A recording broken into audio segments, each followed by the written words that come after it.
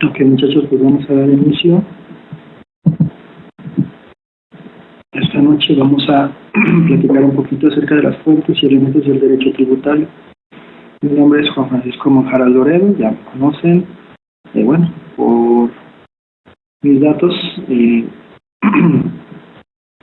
la página donde hemos estado trabajando con algunos de ustedes. Yo sé que a algunos les ha faltado mandar sus trabajos, pero los constriño pues a que envíen sus trabajos. En caso de que no los puedan enviar en tiempo, soliciten las prórrogas para que les sean autorizadas y en su defecto, pues, bueno, en el entendido que así sea, para revisárselas y valorarlas. Pues bueno, fuentes y elementos del derecho tributario. El hablar de derecho tributario o de derecho fiscal es algo muy distinto al hablar de derecho penal y a derecho civil. ¿Por qué? Porque son reglas distintas, son principios distintos y son cuestiones legales distintas al derecho civil. ¿Por qué? Porque aquí ya estamos tratando con una autoridad fiscal donde hay intereses de por medio e intereses muy importantes. ¿Cuáles? Los económicos. Entonces es una pelea constante entre un particular con un monstruo que se llama Hacienda. Sin embargo, pues este monstruo pues no es invencible. Hay medios para efecto de hacer valer nuestros derechos y sobre todo de que esta autoridad respete nuestros derechos. Perdón si me escucho ronco o si estoy tosiendo, pero tengo un problema de salud, entonces espero que comprendan esto. Pues bueno, después de esta breve presentación, vamos a seguir con lo referente a nuestra materia. Fuentes del derecho. Son los hechos y formas mediante las que una sociedad constituida establece y exterioriza la norma jurídica como derecho positivo obligatorio.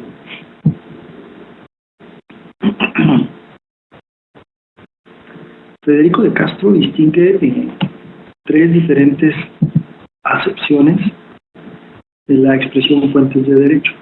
Recordemos que fuente del derecho es aquella de donde emana el derecho. Y se supone que una de las principales fuentes del derecho, hablando ya del derecho romano, de aquel derecho antiguo, pues es la costumbre. Y vamos a dar un gran revés al saber que el derecho fiscal, pues la costumbre no es muy válida que digamos, pero bueno, vamos a analizarlo. La filosófica o filosóficas buscan la raíz, fundamento o última causa de lo jurídico, lo que conlleva la necesidad de dar con las razones últimas que determinan el que en una sociedad surja el fenómeno jurídico. Técnica.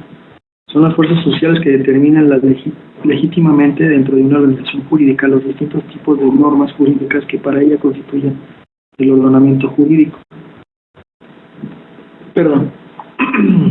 Hace referencia a los materiales en que se encuentra plasmada la norma y cuya consulta resulta indispensable en ocasiones para averiguar su sentido o en su defecto pues, su valor. Las fuentes del derecho se identifican con el sentido técnico y se entenderá como el estudio de las decisiones sociales que determinan qué tipo de norma constituyen el ordenamiento jurídico. Aquí vamos entrando ya un poquito a materia. El término de la teoría general del derecho en el sistema jurídico constituyen como fuentes del derecho, obviamente, la Constitución, que en este caso ya está a un mismo nivel, los tratados internacionales, la ley, decreto ley, legislación, reglamento, costumbres, circulares, jurisprudencia, principios generales del derecho. En materia fiscal, como en muchas otras materias, pero por el tema que nos toca, la jurisprudencia es muy importante. ¿Por qué? Porque hay ocasiones que el legislador, como en otras materias, no es muy claro y muy conciso. Y en materia fiscal, el artículo 5, tanto 4 del Código Fiscal de la Federación, hace mención a que se hará una interpretación estricta en materia fiscal. ¿Qué quiere decir esto? Que es tajantemente atendiendo al principio de legalidad, o sea, lo que diga la ley se va a hacer. Pero a veces la ley es confusa, ¿sí? Porque dice una cosa y más adelante dice otra, o te da algún excluyente, pero no es muy clara en ese excluyente, ¿sí? Y la jurisprudencia viene a hacer ese sustituto o ese complemento para definir de qué te está hablando, ¿sí? Y pues obviamente los principios generales del derecho. Bueno, las fuentes del derecho tributario, la Constitución, por ende. Aquí ya más adelante vamos a ver el artículo 31 y su fracción cuarta, de lo que nos habla. La ley, Código Fiscal, ley de IVA, ley de ISR, la ley del ISPT, la ley del IETU, que ya hace tiempo quedó abrogada, la ley federal de procedimiento contencioso administrativo, que acaba de sufrir una reforma hace poco, precisamente en el mes de enero, reglamentos, el reglamento del Código Fiscal, las misceláneas también podrían entrar aquí como en el reglamento, dado que te dan algunas pautas a seguir en materia fiscal, el decreto ley y por ende la jurisprudencia. Entonces, aquí nos encontramos la costumbre, chicos, y como les decía, pues la costumbre aquí no tiene validez.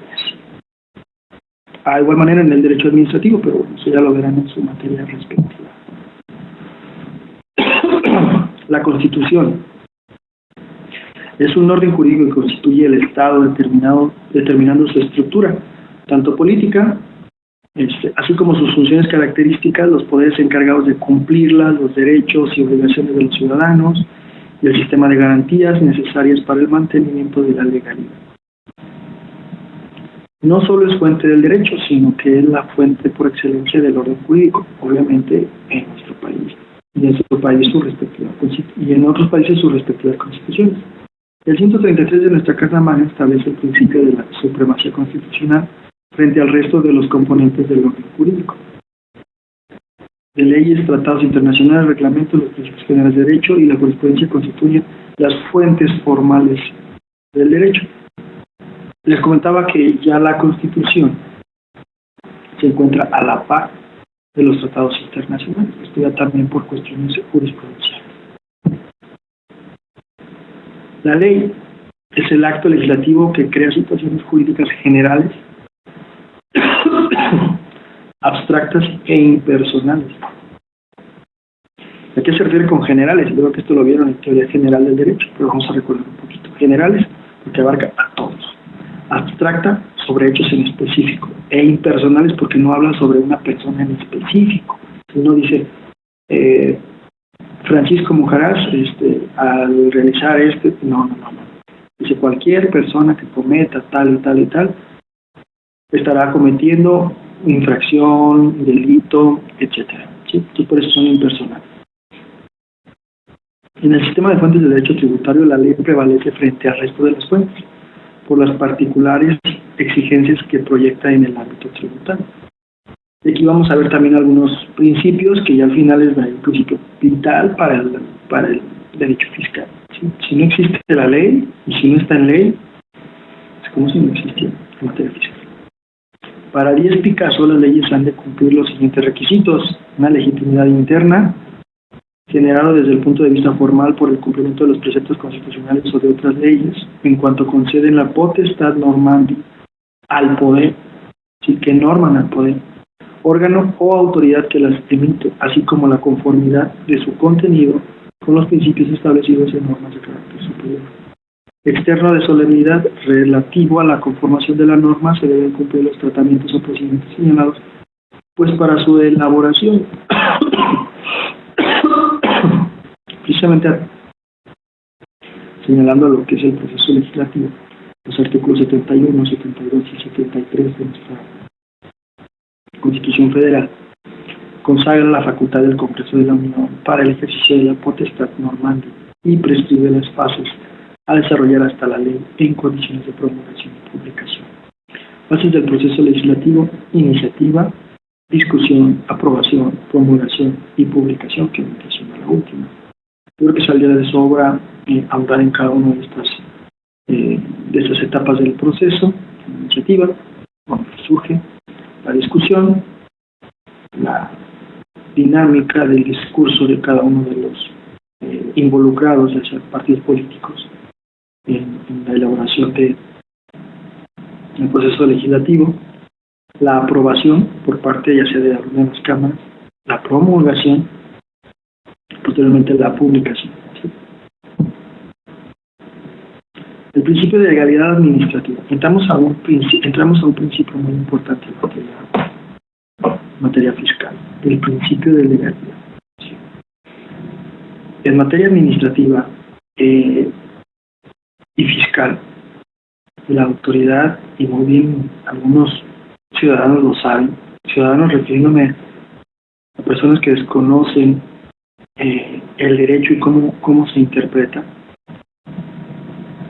a que lo que no está en la ley, lo que no está prohibido para el ciudadano, está permitido. Pero hay gente que abusa de eso. Aquí la autoridad, si no está en la ley, no lo puede hacer. A lo mejor lo debe o lo pudiera hacer, pero no puede llevarlo a efecto o realizarlo. Para eso tenemos los medios de defensa. También si no lo sabemos utilizar, en materia fiscal, pues obviamente la autoridad pues se va a quedar con la decisión final, pues va a ganar. Se genera de la vinculación de la ley y la decisión pública y la dinámica que aquella despliega respecto de esto.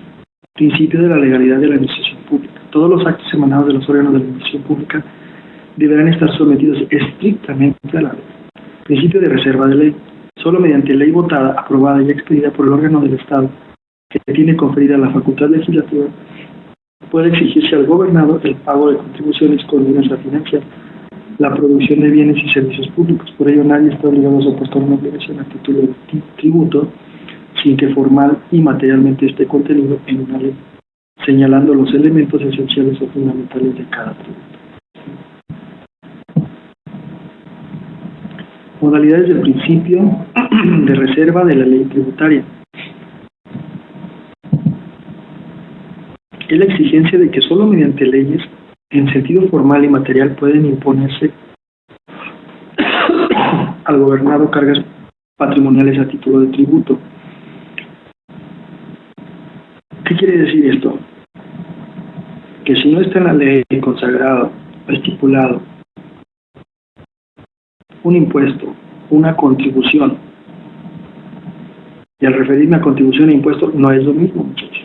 ¿Sí? Para comprender mejor eso les recomiendo que analicen el artículo 2 del Código Fiscal. Ahí viene señalado qué es una contribución y cómo está conformada. Bueno, reserva absoluta de ley.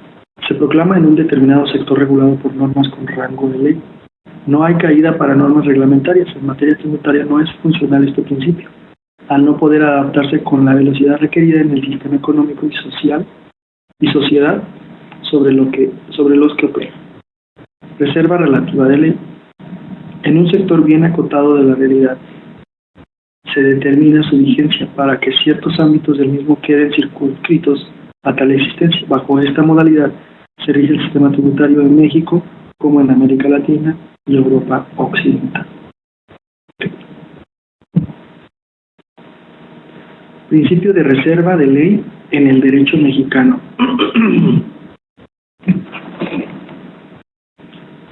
Y aquí es donde entramos a analizar el artículo o los artículos, algunos de ellos, que nos hablan de la materia fiscal y que son vitales, que de ahí vienen a nacer o vienen a dar sustento tanto a la ley del IVA como a la ley del ISR, como al ISPT, como a los impuestos celulares, como a los impuestos tanto federales, estatales y hasta los municipales.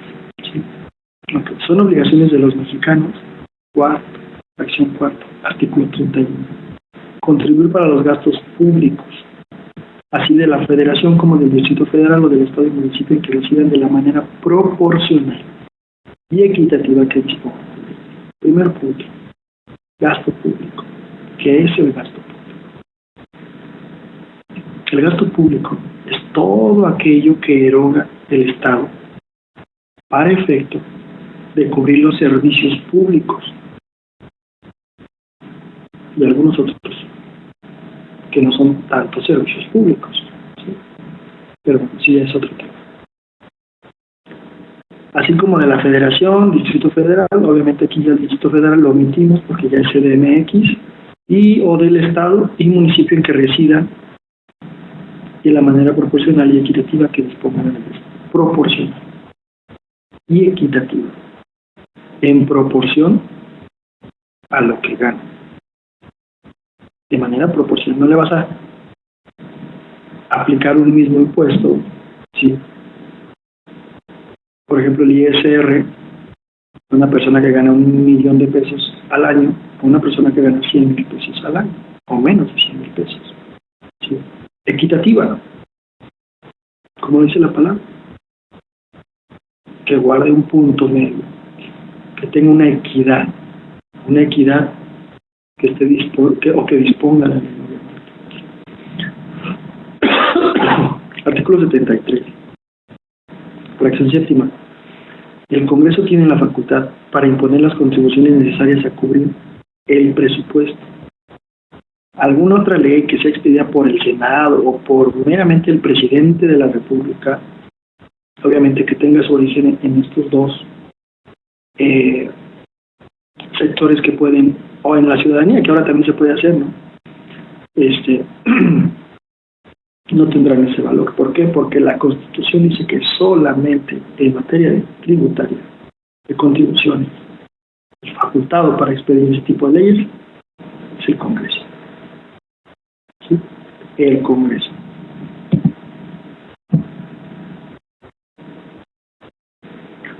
Partiendo de la obligación de contribuir al gasto público, la ley define los elementos estructurales de los tributos, los cuales son el elemento objetivo del hecho generador, supuestos que producen el surgimiento de cada una de las obligaciones de contribuir. Sujeto deudor son los sujetos en los que en cada caso recae la condición, ya sea como contribuyentes o deudores tributarios. ¿Sí? Contexto espacial y temporal del elemento objetivo, el que se sitúe en ese momento espacial, temporal, dentro de esa situación que marca la ley. Por ejemplo, si yo en este momento voy y compro una Coca-Cola, sin ser comercial, un refresco, inmerso a este precio de este refresco, ya va un impuesto. Sí, lamentablemente ya no me puedo quitar, pero yo me estoy poniendo en esa situación, me estoy colocando dentro de ese supuesto que marca la ley. ¿Por qué? Porque estoy comprando un artículo que dice la ley que va a llevar un impuesto agregado. Las croquetas también para animales, la gasolina, ahorita con el tema de la gasolina, también lleva un impuesto. ¿Sí? De hecho hay una posible iniciativa para quitar ese impuesto y aminorar un poquito el precio de la gasolina. Esperemos si sí. Okay. Base gravable es la proporción del elemento objetivo que se tomará en cuenta para determinar el monto de la deuda tributaria. ¿Sí? La base gravable, la proporción que se va a tener, ¿sí? Cuánto se consumo, cuánto fue la compra, cuántos ingresos tuvo, etc. Tasa, muy fácil, IVA 16%, ¿sí?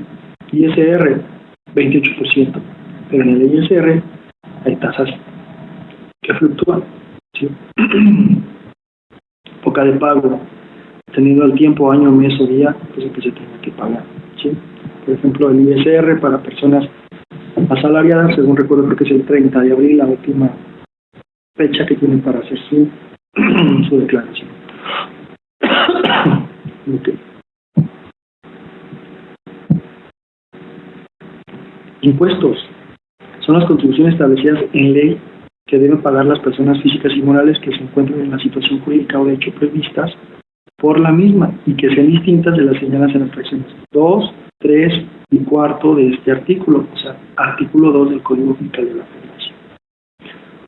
Y vamos a aterrizar en el principio de legalidad. Para que se dé la validez constitucional de un tributo es necesario que esté establecido en ley, que sea proporcional y equitativo, que sea destinado al pago del gasto público, que la ley establezca los elementos esenciales del mismo. ¿Cómo vamos a saber esto? ¿Cómo sabemos que nuestros impuestos, contribuciones, son destinadas al pago del gasto público?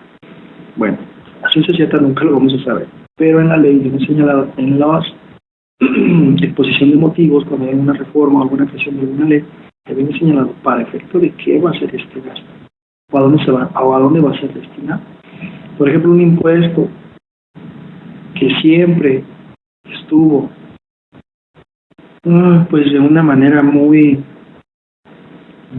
imparcial fue la tenencia. En su exposición de motivos del año 68, 64, no recuerdo el exacto, su exposición de motivos dice que pues, era para los Juegos Olímpicos, para sobrellevar los gastos de los Juegos Olímpicos, pero creo que esos gastos se vinieron a terminar como hasta el 2010. Entonces ahí nos causó un conflicto porque pues no cumplía con este principio de legalidad. Pero bueno, ahí es cuestión de cada contribuyente el hacerlo valer o no. Afortunadamente ya la tenencia ya no existe, al menos en Guanajuato. No sé, en otros estados, me quiero suponer que sí. Elementos del impuesto: sujeto, objeto, base, tasa, cuota o tarifa. Ahorita lo vamos a ver. ¿Qué es el sujeto? ¿Qué es el objeto? ¿Qué es la base? ¿Qué es la tasa, cuota o tarifa? El sujeto, activo y pasivo.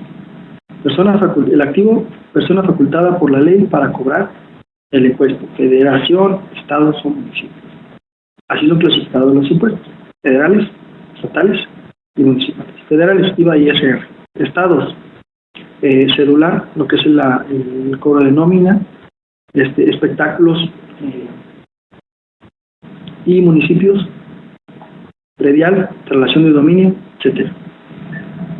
Sujeto pasivo, persona física o moral que de acuerdo a la ley está obligada a pagar el impuesto. Objeto, manifestación de la realidad económica sometida a la imposición, la renta obtenida, la circulación de la riqueza, el consumo de bienes o servicios. Obviamente que aquí entra pues todas las rentas, las ganancias que obtuvimos, el dinero que obtuvimos, ¿sí? La circulación de la riqueza que tuvimos. Hecho imponible es el hecho hipotéticamente o supuestamente previsto en la norma que genera al realizarse la obligación tributaria, o bien el conjunto de circunstancias hipotéticamente previstas en la norma cuya realización provoca el nacimiento de una obligación tributaria. Por ejemplo, el impuesto sobre la renta.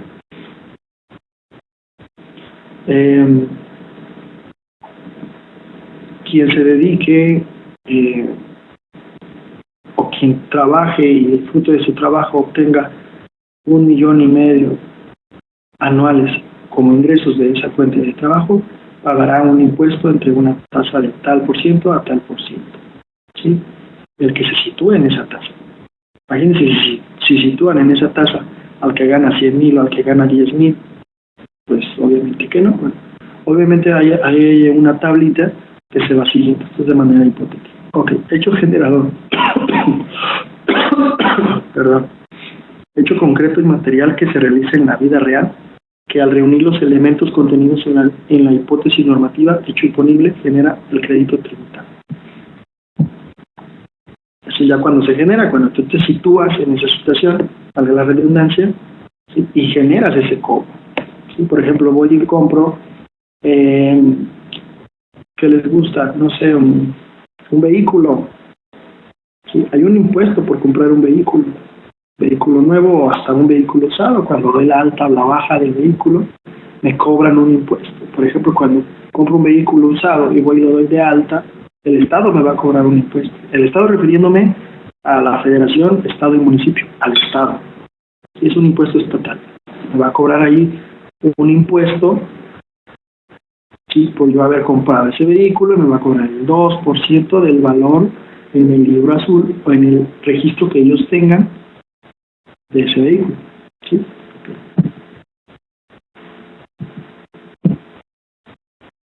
Base gravable, magnitud o valor al que se arriba por medio del procedimiento determinado por la ley para cada tributo y al aplicarse la tasa, alícuota o porcentaje establecido en la ley que da como resultado el monto del tributo a pagar. Y para esto se utilizan diferentes tablas, ¿sí? Y los contadores son los que llevan este tipo o realizan ese tipo de cálculo para, en base a ese porcentaje establecido en la ley, te arroje un resultado, un monto del tributo que tú tienes que pagar. Como tal, no está fijo. Tasa, ahí sí ya, como ejemplo, en la imagen, 16% IVA. Sí, porcentaje que se aplica a la base para determinar la cantidad a pagar de la contribución respectiva. Ya casi terminamos, entonces vamos a poner un poquito más de atención. Cuota, cantidad fija que establece la ley para el pago de la contribución fija. ¿Sí? Por ejemplo, no sé, alguna cuota en específico que requiere el municipio para limpieza, para instalación de algún agua potable, esto es una cuota. ¿Sí? Tarifa, conjunto de tasas o cuotas, o de ambas, que se aplican a la base para determinar la cantidad a pagar de la contribución de que se trata. Y en la parte de abajo les pongo un pequeño cuadro que explica un poquito mejor lo que es la tarifa. ¿Sí? 16% sobre el precio de venta de los artículos que se venden. Tarifa diferencial 20, 35, 45%, dependiendo de la situación en que se vayan suponiendo. ¿Sí? Y bueno, para concluir, una frase que les comenté hace algunos minutos, que reza: nullum tributum sine ley. ¿Qué quiere decir? No hay tributo sin la ley. Entonces aquí aplica hasta el principio de legalidad. Por eso lo señalo un poquito abajo, y se atendiendo a lo que reza el principio de legalidad. Pues bueno, por su atención, muchas gracias. ¿Sí? Pues bueno, que tengan muy buena noche, que descansen y no olviden mandar sus trabajos, sus actividades, por favor. Recomendaciones. Hagan mucho caso a la rúbrica de evaluación. Ahí vienen muchos requisitos que ustedes tienen que cubrir. Si les piden un cuadro sinóptico, un ensayo, chequense muy bien qué es lo que están pidiendo, porque algunos se me han mandado cuando les piden algún mapa mental, me mandan un ensayo, pues no, baja su puntuación, ¿sí? Y cuiden mucho los tiempos. Pues bueno, que pasen muy buena noche y nos estaremos viendo en próximas clases, y pues que les vaya muy bien en esta materia. Saludos.